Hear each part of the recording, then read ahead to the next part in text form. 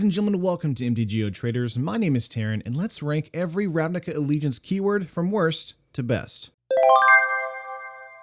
So I'm not one to really do top 5s, but Ravnica Allegiance is just around the corner, and with so many things to talk about with that set coming up, like new cards, new reprints, and new deck lists, I thought I would hit you with a new video that talks about why I love and despise some of the keywords from the new set. So let's get this started, and remember to like the video, subscribe, and hit that bell icon to be notified whenever a video like this goes live. Alright, let's jump right into it. So, the worst mechanic, pretty easy to my eyes, and it will be to most control players as well.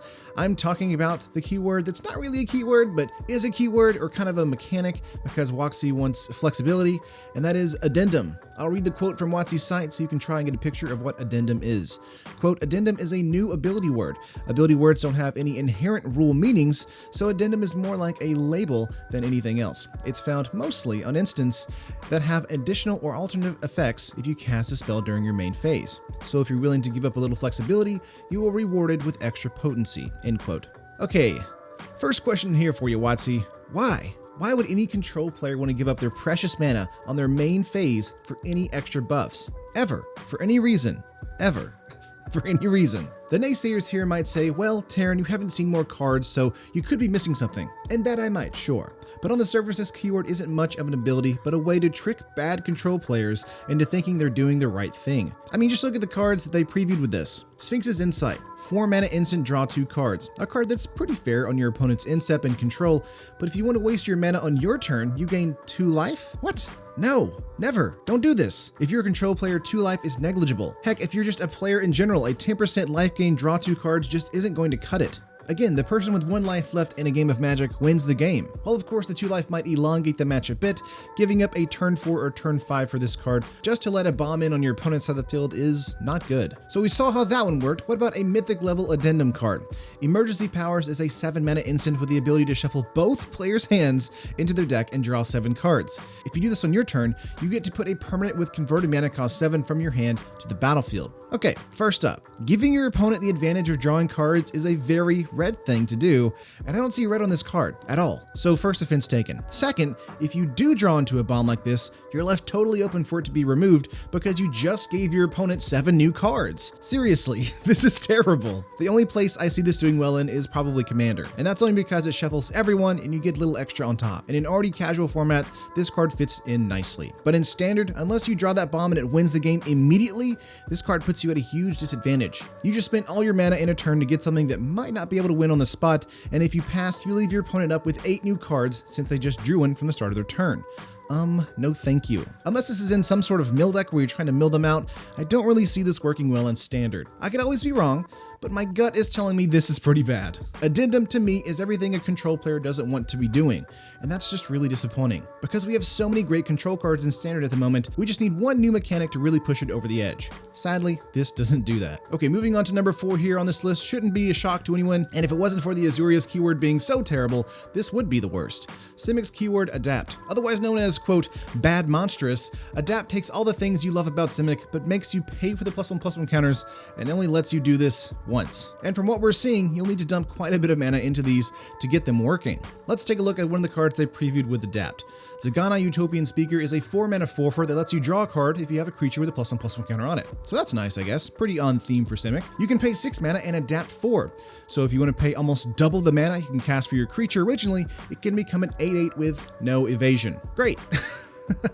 But hey, at least this card also gives all of your creatures trample if they have +1/+1 counters on them, right? Does anyone feel like they're just kind of throwing crap in a blender and putting it on this card? I mean, I guess that's about on theme as you can get with Simic, but in all honesty, this is a pretty okay card in Draft and Limited, and it might see some play in Standard in a Merfolk deck since they rely so heavily on +1/+1 counters, making them larger and swinging with that. The problem with this playstyle is I highly doubt you'll ever want to dump 6 mana into this card for that Adapt trigger. You'll just use one of the much more advantageous Merfolk from the Ixalan block instead. So here, Adapt does basically nothing. But hey, let's look at a common. Maybe it gets better for you. Spoilers, not by much. Aeromunculus is a 3 mana 2/3 flyer with Adapt for 1 that you have to pay 4 mana for. Well, I mean, a 3 mana 2/3 flyer is pretty good in Draft and Sealed, and since you can make this a 3/4, it can turn into a 7 turn clock, so that's nice, I guess.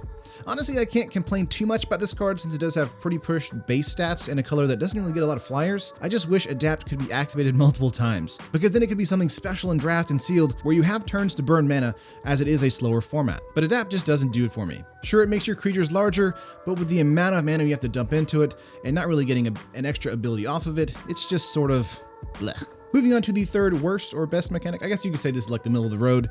We have the I guess this is fine mechanic, and that's number 3, which is the Rakdos keyword, Spectacle. Like Addendum, it really isn't a keyword that's based off doing something itself. It needs a particular board state to work. So you could say this is worse than Simic, but given that it's a Rakdos mechanic and it goes off pretty regularly thanks to your opponent losing life, it's pretty great, I think. Spectacle gives your cards an alternate cost and an additional ability, but it needs your opponent to lose life this turn to work. So let's look at cards that they gave us. Rick's Mighty Reveler is a 2-mana 2/2 that gives you a looting ability, which is not terrible for Draft and Sealed. But if you paid 4 mana for this 2/2 and your opponent lost life this turn, you get to discard your hand and draw 3 cards. Well, that's not bad. Bedlam Reveler on a worse body, basically. Gotcha. I actually really like this card, as Rakdos and Mono Red really struggle for card draw in Draft and Sealed, and even in Standard nowadays. This gives you some added pump for making sure your opponent has bled this turn. Pretty useful. Okay, so that one was great. Let's look at a common. Rafter Demon is a 4-mana 4/2 base, but if you cast it with a Spectacle paid, each opponent discards a card.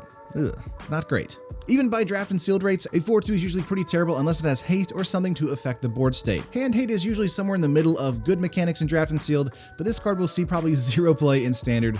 It's really awkward, and my biggest gripe with Spectacle, of course, is the life loss trigger each turn. Sometimes you just don't have the mana to do something, then pay extra mana for a keyword. I get that you could swing it at your opponent, but if they just have stuff in the way, you just sit there waiting for that perfect moment where you draw a Vaishino Pyromancer or something like that. A lot of people were relating this card to a raid trigger, and I think that's going probably a bit too far. You can attack into a bad board state to trigger raid, but you can't trigger Spectacle that way, so you really have to rely on good burn or trample or something like that. I understand the flexibility of Spectacle, but even then, it's a tall order for a deck to have enough mana to have these things all the time, and for that, Spectacle is at number 3. Alright, it's on to top 2 here. It's either Orzhov or Gruul, right? Well, it's really a toss-up here, but I'm going to have to give the number 2 spot to the Orzhov. I know, right? It feels like a lot might discount this placement and say that Orzhov is the best mechanic inherently, but Gruul gives you options, and that's what makes the difference here for me. So let's move on to Orzhov. Afterlife is a mechanic where if your creature dies, you create X that many 1/1 flyers. Afterlife can have 1, 2, or maybe even 3. I'm assuming there will be an Afterlife X as well, but we'll see. This is an amazing but simplistic mechanic. It's taking a pretty bad creature and giving that creature a good evasion mechanic after it dies. While this is something you should love, as it means your opponent might let a few 1/1s hit in for free instead of giving you flyers, you're usually still paying for a worse creature, hoping in trades for combat or for board wipes. While that's really good most of the time, the initial creature might be terrible. But let's look at a previewed card. Tithe Taker is a 2-mana 2/1 that says during your turn, spells your opponent's cast cost 1 colorless more to cast, and abilities your opponents activate cost 1 colorless more to activate unless they're mana abilities. This also has Afterlife for 1. This card is pretty great against reactionary decks like midrange or control, and while I'm not a fan of the your turn aspect, I still think this card makes an opponent holding up for a Sell the Wreckage much more unlikely to have mana when they need it. Afterlife 1 here is just icing on an already sweet card, meaning if your opponent does remove it, and they will have to because this card is straight value, we still get a 1/1 flyer to hit the following turn, which is pretty great. Okay, another card. Let's look at a common from Afterlife. Imperious Oligarch is a 2-mana 2/1 with Vigilance and Afterlife 1. Wow, still nothing to complain about here. This is pretty great in Draft and Sealed. A 2/1 with Vigilance is a great attacker and blocker, and will likely trade with a 2 toughness creature, giving you a 1/1 flyer after effect is pretty hard to deal with. I hope we have a lot of Afterlife cards because this mechanic is really good. Death is never the end for your creature unless they exile it, and this means your board state keeps cracking in turn over turn with great effectiveness. Lastly, let's talk about the best mechanic in Ravnica Allegiance, and that's the Gruul mechanic, Riot. While being a mechanic that I feel would better suit Rakdos, Riot is a fixed Unleashed, giving you the option of picking between +1/+1 counters or giving your creature haste. Also keep in mind that Riot is an enters with ability, which means it doesn't go on the stack, so your opponent can't strike your 3/3 before it becomes a 4/4, and that's amazing. What's even more amazing is the ability to pick and choose on the spot, so that you're not stuck with a 3/3 with haste that dies to a strike since you're playing against a burn deck, but now you have a 4/4 that can hit the following turn that needs a Lava Coil instead. This means that your opponent has to spend mana on their turn to deal with a card, and that's just great magic in general. So let's look at the cards they previewed. Gruul Spellbreaker is a 3-mana 3/3 with Riot. It also has Trample, and as long as it's your turn, you and Gruul Spellbreaker have Hexproof.